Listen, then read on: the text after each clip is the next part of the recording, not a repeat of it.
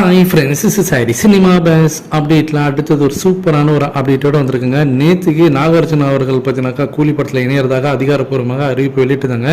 அதற்கு அவர் நன்றி தெரிவித்து ஒரு ட்வீட்டும் போட்டிருந்தாரு. கூடவே லோகேஷ் கனகராஜ் அவர்களுக்கு டேக் பண்ணி ஒரு ட்வீட் ஒன்று போட்டிருக்காரு.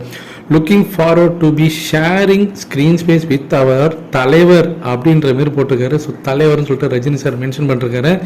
Absolutely excited for our journey ahead அப்படின்ற மாதிரியும் அவர் போட்டிருக்காரு. ஸோ அந்த ஒரு ட்வீட் பார்த்தீங்கன்னாக்கா இப்போ ரொம்ப ரொம்ப வைரலாக போயின்னு இருக்கா அப்படின்னு தான் சொல்லணும். இந்த நேரத்தில் தான் கூலி படத்தோடைய கதை இதுதான் அப்படின்ற மாரி பார்த்தீங்கன்னாக்கா சில விஷயங்கள் வந்து லீக்கிட்டே இருக்குது.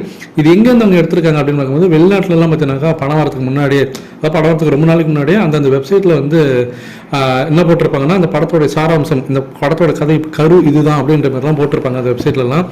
அந்த மாதிரி வெளிநாட்டில் வந்து ஒரு வெப்சைட்டில் வந்து அந்த படத்தோடைய அந்த சினிமா சம்மந்தமான ஒரு வெப்சைட்டில் அது போட்டிருக்கிறதாக சொல்லியிருக்காங்க. அதில் என்ன சொல்லியிருக்காங்க அப்படின்னு பார்க்கும்போது, delves into a man's relentless quest for vigilance since youth, driven by the rightening past wrongs, shaping his very existence. Viewers experience the complexities of his tumultuous vendetta journey அப்படின்ற மாதிரி அவங்க போட்டிருக்காங்க. ஆக்சுவலாக இதுக்கான மீனிங் வந்து ரொம்ப ரொம்ப ஒரு மாதிரி காம்ப்ளெக்ஸான ஒரு விஷயம் தான் இது. ஒரு நபர் பார்த்தீங்கன்னாக்கா அவருடைய யங் ஏஜ்லேருந்தே, அதாவது யூத்லேருந்தே பார்த்தீங்கன்னாக்கா ஏகப்பட்ட விஷயங்கள் அவர் வாழ்நாளில் எல்லாத்தையுமே பார்க்குறாரு. துரோகம், நம்பிக்கை துரோகம், அதாவது தப்பான விஷயங்கள், காசு, பணம், ஏழ்மை, வறுமை, ஸோ இந்த மாதிரி ஏகப்பட்ட விஷயங்கள் அவர் பார்க்குறாரு. ஆனால் அதில் நிறைய விஷயங்கள் தப்பாகவும் நடக்குது. அதை வந்து அவருடைய பாஸ்டில் நடந்தது வந்து பார்த்தீங்கன்னாக்கா அதுலேருந்து மீண்டும் வந்து பார்த்தீங்கன்னா ஒரு ஃபீனிக்ஸ் பறவை மாரி அவருடைய வாழ்க்கையை வந்து ஷேப் பண்ணிக்கிறார் அவர். ஸோ அதுலேருந்து நிறைய விஷயங்களை கற்றுக்கிட்டு அங்கேருந்து வந்து ஒரு பெரிய உயரத்துக்கு போகிறாரு. நிறைய விஷயங்கள் அங்கேருந்து பார்த்தீங்கன்னாக்கா டோட்டலாக அவர் லைஃபே வந்து வேறு லெவலில் கொண்டு போகிறாரு.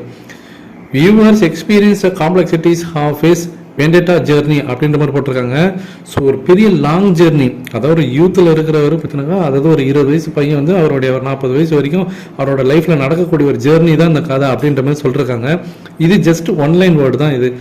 ஆனால் இதை வந்து தலைவர் வந்து பார்த்தீங்கன்னா எப்படி இதில் நடிச்சிருப்பாரு, அதை வந்து லோகேஷ் கனகராஜ் என்ன மாதிரி கதையில் இதை கொண்டு போக போகிறாரு. எங்கே பார்த்தாலும் வெறும் கோல்டாகவே காட்டுறாங்க, எங்கே பார்த்தாலும் அந்த வாட்சாகவே காட்டினாங்க. ஸோ என்ன மாதிரியான கதையாக இது இருக்க போகுதுன்னு தெரியல. தீ மாரி ஒரு கதையாக இருக்க போதா அப்படின்ற மாரி ஒரு கேள்வியும் இருக்குது. ஸோ வெயிட் பண்ணி பார்ப்போம் ஃப்ரெண்ட்ஸ்.